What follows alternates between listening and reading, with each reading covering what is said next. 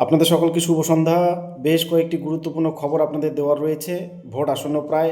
আজ 21শে April supreme কোর্টের কথানুযায়ী আজই প্রথম ট্রাইব্যুনাল থেকে অ্যাপ্রুভড হওয়া, ডিলিটেড থেকে অ্যাপ্রুভড হওয়া যারা ট্রাইব্যুনালে আবেদন করেছিলেন তাদের তালিকা সন্ধ্যা 5টায় পাবলিশ হয়েছে। কিন্তু ওনারা কিভাবে জানবেন? অনলাইনে জানতে পারেন। দ্বিতীয়ত, আপনার বিএলওর কাছে একটা হার্ড কপি চলে আসতে পারে আগামীকাল বা ভোটের দিন, সেখান থেকেও জেনে নিতে পারেন। এবং যেনারা আপনার বুথের পোলিং পার্টি থাকবে সেই পোলিং পার্টির হাতে এই যে হার্ড কপি, যাদের নামটা অ্যাপ্রুভড হলো তাদের হার্ড কপি তাদের সরবরাহ করা হবে। এটা সবসময় করা হয়ে থাকে।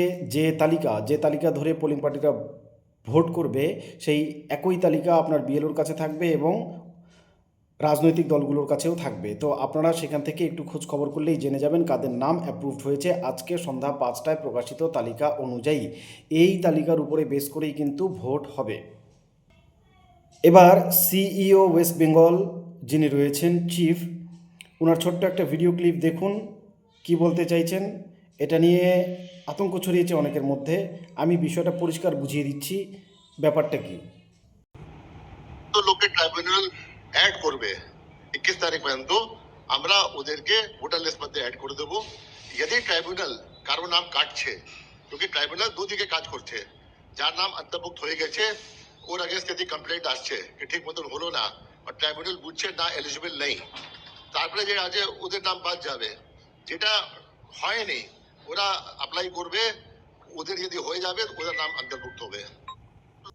সিইও ওয়েস্ট বেঙ্গল চিফ এখানে যেটা বলতে চাইছে সেটা হচ্ছে ট্রাইব্যুনালগুলো শুধু যে যারা ডিলিটেড হয়ে ট্রাইব্যুনালে অনলাইন আবেদন করেছে ওনাদের আবেদন খতিয়ে দেখে ওনাদের অ্যাপ্রুভডই করছে বা অ্যাপ্রুভ করছে না, এই কাজটাই যে করছে তা নয়, সাথে আরেকটা কাজ করছে। সেটা হচ্ছে সাপ্লিমেন্টারি তালিকায় আন্ডার অ্যাডজুডিকেশন থেকে জুডিশিয়াল জজ সাহেবদের দ্বারা যারা অ্যাপ্রুভড তাদের নামে কেউ বা কারা যদি অভিযোগ করে থাকে, এই খেল কিন্তু এখনও বন্ধ হয়নি। শুরু হয়েছিল এই কথার দ্বারাই প্রমাণিত। এই খেল কিন্তু অমানসিক খেল বলা চলে, এটা এখনও বন্ধ হয়নি। অনেকে আপনার নামে অভিযোগ করতেই পারে, যদিও এটা আইনি প্রক্রিয়া। আপনার নামে যদি অভিযোগ করে তাহলে আপনার অভিযোগপত্র আবার ট্রাইব্যুনালে গিয়ে জমা পড়েছে, যারা সাপ্লিমেন্টারিতে অ্যাপ্রুভড ছিলেন তাদের নামে জমা পড়েছে এবং সেই অ্যাপ্রুভড তালিকার এগেনস্টে যদি আবেদন জমা পড়ে থাকে তাহলে জুডিশিয়াল জজ সাহেবরা সেটাও খতিয়ে দেখছে। এবং যদি প্রয়োজন হয় বলতে যদি অভিযোগ সত্য হয় যে এই ভোটার এখানকার ভোটার নয় বা এনার নামে অভিযোগ যেটা জানানো হয়েছিল যে অনুপ্রবেশকারী ইত্যাদি বা খাঁটি ভোটার নয় ইত্যাদি যদি প্রমাণিত হয় তাহলে আবার ট্রাইব্যুনাল থেকে উনি ডিলিট হবেন।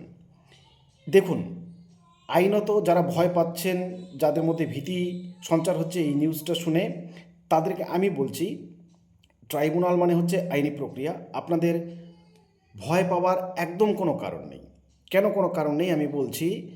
কেউ বা কারা এর আগে আমরা দেখেছি দলীয়ভাবে গাদা গাদা ফর্ম 7 ফিল আপ করা হয়েছিল, যার এগেনস্টে কিন্তু কোনো আইনি ব্যবস্থা এখনও অবধি নেওয়া হয়েছে বলে জানা নেই, নেওয়া উচিত ছিল। এক্ষেত্রেও কেউ বা কারা যদি সাপ্লিমেন্টারি তালিকায় যারা অ্যাপ্রুভ তাদের বিরুদ্ধে অভিযোগ করে থাকে ট্রাইব্যুনালে, কিভাবে করছে এই প্রসেসটাও জানা নেই।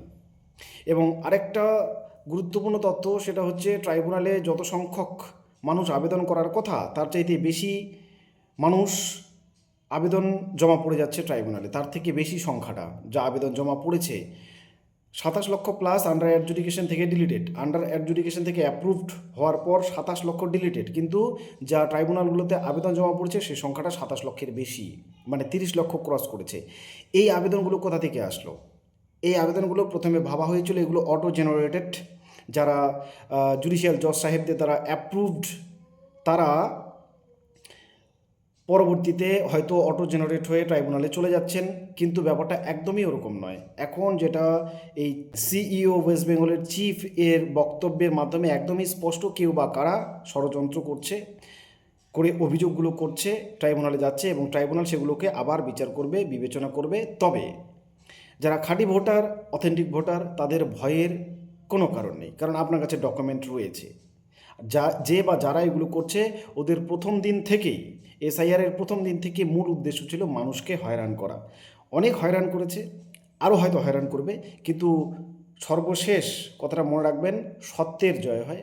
আপনার হাতে ডকুমেন্ট রয়েছে, আপনি এদেশের খাঁটি বাসিন্দা, আপনার ভোটারের লেগাসি রয়েছে, এবং আমি লাস্ট যে ভিডিওটা দিয়েছিলাম আপনার 1952 থেকে বর্তমান অবধি যে কোনো সালে আপনার বংশের কারো ভোটার তালিকায় নাম থেকে থাকলে আপনি সার্টিফাইড কপিটা তুলে আনুন, আমার লাস্ট ভিডিওটাতে দেখুন, সমস্ত ডিটেলস বলা আছে। কারো ক্ষমতা নেই আপনাকে ডিনাই করে যে আপনারা বংশ পরম্পরায় এই দেশের বাসিন্দা নন বা ইলেক্টর নন। এ কারণেই বলছি, এই ভিডিও দেখার পর ভয় পাওয়ার কিছু নেই। 27 লক্ষ অরিজিনালি ডিলিটেড, 27 লক্ষ প্লাস তাদেরই আবেদন জমা পড়া উচিত ছিল, কিন্তু বেশি পড়ে যাচ্ছে, পড়ুক। এতেও আপনাদের করার বা আতঙ্কিত হওয়ার কিন্তু কিচ্ছু নেই, আপনাদের করারও কিছু নেই, আতঙ্কিত হবেন না, আপনাদের কাছে ডকুমেন্ট রয়েছে। আমি যেটা জানি, আইনি প্রক্রিয়া আপনাকে যদি ডিলিট করে তার আগে আপনাকে আত্মপক্ষ সমর্থনের সুযোগ দেবে, আপনাকে নোটিশ করবে এবং আপনাকে বলবে যে আপনি পেপারস নিয়ে আসুন। ইসিআই যেমন উইথাউট নোটিশ আপনাদেরকে ডিলিট করেছে, ট্রাইব্যুনাল সেটা করতে পারে না বা কোর্ট সেটা করতে পারে না, করবেও না। আপনাদের সময় দেওয়া হবে, যাদের নামে অভিযোগ আছে, যদি সেই অভিযোগ সত্যি হয় তারপরেও আপনি সুযোগ পাবেন পেপারস নিয়ে ট্রাইব্যুনালে দৌড়ানোর। তো আপনাদের যাদের পেপারস আছে, ডোন্ট ওয়ারি অ্যাট অল। এবার একটা প্রবাদ বাক্য দিয়ে শুরু করছি, বাংলায় বহুল প্রচলিত প্রবাদ বাক্য, চোর পালালে বুদ্ধি বাড়ে। চোর পালালে বুদ্ধি বাড়ে কেন এ কথা বলছি? Supreme court at recent time বলেছে 2002 সালে সেলফ ম্যাপড কিংবা লিঙ্ক করে ম্যাপড ব্যক্তির যদি পাসপোর্ট থাকে তাহলে তাকে অ্যাপ্রুভাল দিতে হবে। এখানে কিন্তু চমকের কিছু নেই, এটা আইনি কথা, এটা প্রথম দিন থেকেই মান্যতা পাওয়া উচিত ছিল, যেটা পায়নি এসআইআর প্রক্রিয়ায়। এই না পাওয়াটাই কিন্তু অস্বাভাবিক। একজন মানুষ যিনার কাছে ভারতীয় পাসপোর্ট রয়েছে, 2002 সালে হয় নিজে কিংবা লিঙ্ক রয়েছে, পাসপোর্ট থাকা সত্ত্বেও অ্যাজ আ ডকুমেন্ট সাবমিট করা সত্ত্বেও তাদেরকে ডিলিট করেছে, এইটা অন্যায়। আজকে যদি সুপ্রিম কোর্টের অর্ডারে এই অর্ডার বাতিল করে যাদের 2002 সালের সঙ্গে লিঙ্ক রয়েছে এবং পাসপোর্ট তারা দিয়েছে অ্যাজ এ ডকুমেন্ট, মানে হতে পারে পাসপোর্ট আছে মানে অন্যান্য সমস্ত ডকুমেন্ট আছে, কিন্তু হতে পারে সেগুলোতে বানান ভুল ইত্যাদি আছে, পাসপোর্টটাতে হয়তো তুলনামূলক সঠিক আছে বলে সেটা দিয়েছিলেন, কিন্তু তারপরেও যা ডিলিট করে দিয়েছে, এই রায়ের ফলে তাদের সুবিধা হলো, কিন্তু দেরি কতটা হলো? আইন কি বলে? Justice delayed is justice denied. এবার দেখুন, হৃদয় বিদারক এই ঘটনা। এক কিশোর নাম মহাদেব শর্মা, নামটাও কিন্তু লক্ষণীয়ভাবে শুনবেন, মহাদেব শর্মা। ওনার গায়ে দেখুন নিউজটা, গরম জল ঢেলে দেওয়া হয়েছে কেন? জয়শ্রীর নামে ধ্বনি না দেওয়ার জন্য। ভাবতে পারেন, জয়শ্রী, আমি সম্পূর্ণ তো বলছি না, আপনারা বুঝেই গিয়েছেন এবং নিউজটা দেখছেন, পেপারটা। ধ্বনি না দেওয়ার জন্য এক কিশোরের গায়ে গরম জল ঢেলে দিয়েছে। আর কিছু কি বলার থাকে? এদের কালচার সম্পর্কে, এদের জ্ঞান গরিমা সম্পর্কে লক্ষ লক্ষ উদাহরণ আছে। এদের কালচার, এরপরেও তথাকথিত পুঁথিধারী কিছু শিক্ষিত, ডিগ্রি হলেই কিন্তু শিক্ষিত হওয়া যায় না, কিন্তু ওনারা নিজেদেরকে শিক্ষিত ভাবে একটা চরম কুসংস্কারী এবং আনকালচার্ড দলকে মাথায় করে নাচতে চাইছে, বাংলার সংস্কৃতিকে কলুষিত করতে চাইছে, বাংলাটাকে শেষ করতে চাইছে। হাজার হাজার এক্সাম্পল এদের সামনে তুলে ধরুন, কিচ্ছু যায় আসে না এদের, কারণ এখানে অন্যান্য মানুষের কিন্তু মগজ থাকে, এবং মগজ এবং গরু যে বিষ্ঠা ত্যাগ করে, বর্জ্য বলবো আমি, সেটার দেখতে অনেকটা একই। কারো কারো এই খুলির ভিতরে সেই জিনিসটা ভর্তি থাকে, তারাই এই কালচারে বিশ্বাস করে, এবং এই বাংলা চিরকাল এদেরকে পরিত্যাগ করে এসেছে, এদেরকে আনকালচার্ডদের দূরে সরিয়ে রেখেছে, কখনো ওরা প্রবেশ করতে পারেনি। আজকে সো কল্ড কিছু 4 পাস ছেলেমেয়েদের সমান এদের যোগ্যতা আছে কিনা উপরওয়ালা জানে, কারণ এদের যে চূড়ান্ত পলিটিক্যাল লিডার, উনার যে ডিগ্রি রয়েছে সেই ডিগ্রি গোটা বিশ্বে একজন মাত্র ব্যক্তিরই রয়েছে, এবং কোনো সহপাঠী নেই, এককভাবে উনার পড়াশোনা এক ইউনিভার্সিটিতে। ভাবতেও অবাক লাগে, চরম সিদ্ধ পুরুষ। তো যাদের নেতা যেমন, তারা মানুষ হিসেবে কেমন হবে বুঝতেই পারছেন। বাংলার রাজনীতিতে যাদের হাত ধরে এদের প্রবেশ, তারাও কিন্তু কম দোষী নয়, এখনও একে অপরের পরিপূরক কিন্তু এরা, এটা মনে রাখতে হবে। এবার চলে আসি, আপনারা দেখেছেন, আরেকবার দেখুন। याद करिए, स्वामी विवेकानंद इसी बंगाल की धरती ने दिए हैं। स्वामी विवेकानंद ने कहा था, तुम मुझे खून दो मैं तुम्हें आजादी दूंगा। स्वामी विवेकानंद ने कहा था, तुम मुझे खून दो मैं तुम्हें आजादी दूंगा। দেখলেন যোগীজি, যিনি আবার বুলডোজার বাবা নামে পরিচিত, তিনি এসছেন সেই উত্তরপ্রদেশ থেকে বাংলায় ভোট প্রচার করতে, এবং গর্বের সঙ্গে প্রচার করছেন উনার বুলডোজারের কথা। মানে কতটা গর্বের, কতটা অহংকারের ব্যাপার হতে পারে ওনাদের কাছে মানুষের বাড়িঘরকে ভেঙে গুড়িয়ে দেওয়া।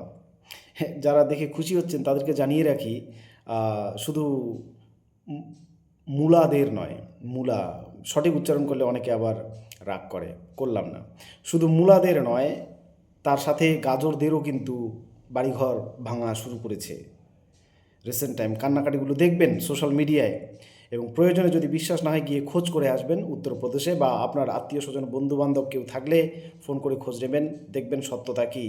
যেখানে উন্নয়ন থাকে না, যেখানে জঘন্য রাজনীতির প্রবেশ ঘটে, এবং ধর্মের নামে যেখানেই রাজনীতি হয়, যে ধর্মের নামেই হোক, সেটা জঘন্য হবে, এটাই স্বাভাবিক, এবং সেখানকার মানুষ ভোগান্তির এক চরম পর্যায়ে পৌঁছে যাবে, এটাই স্বাভাবিক। হাতে গরম প্রচুর উদাহরণ রয়েছে। এখানকার কিছু অন্ধ মানুষ সেটাকে দেখতে চাইছে না বলেই আমাদের এখানকার মনীষীদের নামে চরমভাবে অপমান করে চলে যাচ্ছে, কেউ প্রতিবাদ করছে না। এই যোগীজি যেখানে ভাষণ দিচ্ছিল সেখানে কারা ছিল উপস্থিত? বলাই বাহুল্য বিজেপির সমর্থকেরা উপস্থিত ছিল। এই বিজেপি সমর্থকেরা কি নেতাজিকে, স্বামীজিকে, আমাদের রাজ্যের মহান মহান মনীষীদের পছন্দ করে না, বা জানে না ওনাদের কার কি বাণী? জানে না? যদি জানে, তাহলে যোগীজি যখন এই বাণীটাকে বিকৃত করে একজনের বাণী আরেকজনের মুখে বসিয়ে দিল, কেউ প্রতিবাদ কেন করলো না? আমার তো বাঙালি হিসেবে চরম লজ্জা লাগছিল যে এরকম একজন অশিক্ষিত গণ্ড আমাদের মনীষীদের নামে এভাবে বদনাম করে চলে যাবে, আমরা ওখানে উপস্থিত থাকবো, আমাদের কি মেরুদণ্ড নেই প্রতিবাদ করতে? আমরা ভুলে গেছি? প্রতিবাদটা দূরে থাক, কেউ ভুলটা কেন ধরিয়ে দিল না? সাহস আছে? সাহস নেই। আর এই আনকালচার্ড পিপলদের পিছনে নাচানাচি শুরু করেছেন। আপনাদের ভবিষ্যৎ কী হবে জানেন এদের হাতে পড়লে? বেশি কিছু দরকার নেই, ইনাদের রাজ্যের কালচারগুলো দেখে নিন, মানুষের হাহাকারগুলো দেখে নিন, বুঝে যাবেন। ক্ষমতায় আসার আগে এই দলটার, বিজেপি দলটার প্রতিশ্রুতি ছিল নেতাজির ফাইল খুলবে। আসার পর চেষ্টা করেছিল, যেই 2-1টা পৃষ্ঠা উল্টে দেখেছে নেতাজি কী জিনিস, দেখুন নেতাজি কী জিনিস।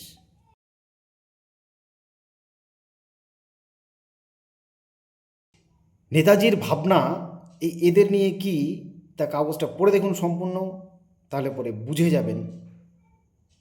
এ কারণে ফাইল খোলা তো দূরের কথা, নেতাজির বাণী স্বামীজির মুখে বসিয়ে ভুলভাল বকে বদনাম করে চলে গেল। আর আমরা অমেরুদণ্ডী হয়ে যাচ্ছি দিন দিন, তার প্রমাণ দিয়ে ভুল সংশোধন করলাম না, প্রতিবাদ করলাম না। এবার আসুন দেখে নিই আর একটা ক্লিপ। তার আগে বুদ্ধিজীবী এই শব্দটা আপনারা শুনে থাকবেন, এটা অনেকের ক্ষেত্রেই প্রযোজ্য, বাংলার ক্ষেত্রে তো বটেই। বুদ্ধিজীবী কিছু মানুষ আছে, বুদ্ধির উপরে বেস করে জীবিকা নির্বাহ করে, তারা বুদ্ধিজীবী। 2014 পর একটা নতুন শব্দের সমাগম ঘটে ডিকশনারিতে। 2014 পর যারা 2014 সালে স্বাধীনতা পেয়েছে তারা হয়তো আঘাত পাবে এই কথাটায়। আমরা যারা 1947 সালে ব্রিটিশ যাদের পদলেহন করে এরা, তাদের তাড়িয়ে দেশকে স্বাধীন করেছিলাম। 1947 সালের 15ই আগস্ট যারা স্বাধীনতা অর্জন করেছি, যারা স্বাধীন হয়েছি, ওনাদের উদ্দেশ্যেই বলছি। ক্যামেরাজীবী 2014 পর এই শব্দটা আবিষ্কৃত হয়, ক্যামেরাজীবী। কেন? প্রমাণটা দেখছেন। এরপর ভিডিও ক্লিপটা দেখুন। भाई हमें अपना जाल मूली खिलाओ। हाँ, कितने का होता है आपका जाल मूली? आप कितने का इससे बनवाएंगे? नहीं, अच्छे वाला कितने का होता है? 10-20 है। हाँ, जो भी है बना दो। हाँ, धान थोड़ी खाएगा? हाँ? धान हाँ, खाएंगे, बिल्कुल खाएंगे। तो कितना 10 रुपए देना है? दुकान में आए सर एक हाँ, 10 रुपए देना है। नहीं भाई, ऐसा नहीं। हाँ, प्याज खाते हैं आप दाल में? हाँ, आप प्याज खाते हैं, दिमाग नहीं खाते हुए। এবার শুনুন, এটা কিন্তু অত্যন্ত ভালো একটা জিনিস। আপনি একটা দোকানে গেলেন, আপনি যত বড় মাপের মানুষ হন না কেন, সেই দোকান থেকে কিছু কিনে খেলেন, তার বিনিময়ে অর্থটা প্রদান করছেন আমাদের দেশের প্রধানমন্ত্রী। স্যালিউট ইনাকে। কেন? কারণ ঝালমুড়িওয়ালা কিন্তু নিতে চাইছিল না, তো তারপরেও প্রধানমন্ত্রী আমাদের এত মহান যে ওনাকে পয়সাটা দিল, দেওয়া উচিত। ঠিক এইভাবে যদি পিএম কেয়ার ফান্ডের হিসাবটা দিতেন তাহলে দেশ বদলে যেত।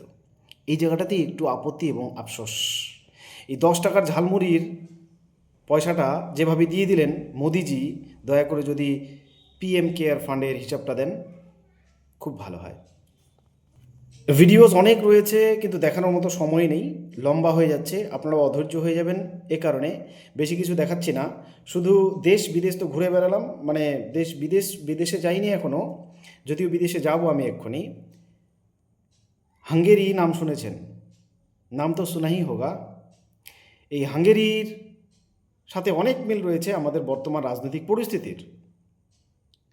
একটা ঝলক পারলে আমি দেখাচ্ছি, এবং নেক্সট ভিডিওটাতে নেক্সট হাঙ্গেরিকে হয়তো নিয়ে আমি প্রেজেন্ট করার চেষ্টা করব।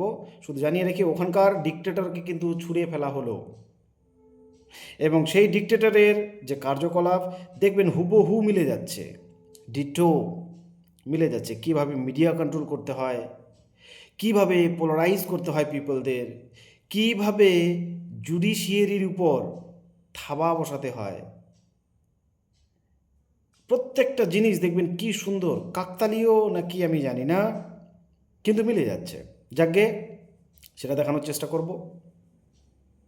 दुनिया में एक और डिक्टेटर को उखाड़ फेंक दिया गया है। मैं बात कर रहा हूं हंगरी के देश की। ये बंदा विक्टर ऑर्बन पिछले 16 सालों से इसने देश का बेड़ा गर्क कर दिया था। यहां पर ये समझना जरूरी है, ध्यान से सुनना इसने एग्जैक्टली क्या क्या किया। स्टेप 1, पहले पूरे मीडिया को कैप्चर कर लिया। अपने अरबपति मित्रों को सारे सरकारी कॉन्ट्रैक्ट्स दिए और उन्होंने उसी पैसे से जाकर देश के ज्यादातर मीडिया हाउसेस को खरीद लिया। 2018 में 476 हंगेरियन मीडिया हाउसेस को एक में मर्ज कर दिया गया था, और जितने बचे कुछ इंडिपेंडेंट मीडिया हाउस थे उनकी सरकारी फंडिंग बंद कर दी, सरकारी एड्स उन्हें देनी बंद कर दी। ये सब करके हंगरी के देश में लगभग सारा मीडिया इसकी गोदी में बैठा था। स्टेप 2, जुडिशरी को कैप्चर करना। एक ऐसा कानून लाया कि जजेस की रिटायरमेंट एज 70 ईयर्स से घटाकर 62 ईयर्स कर दी।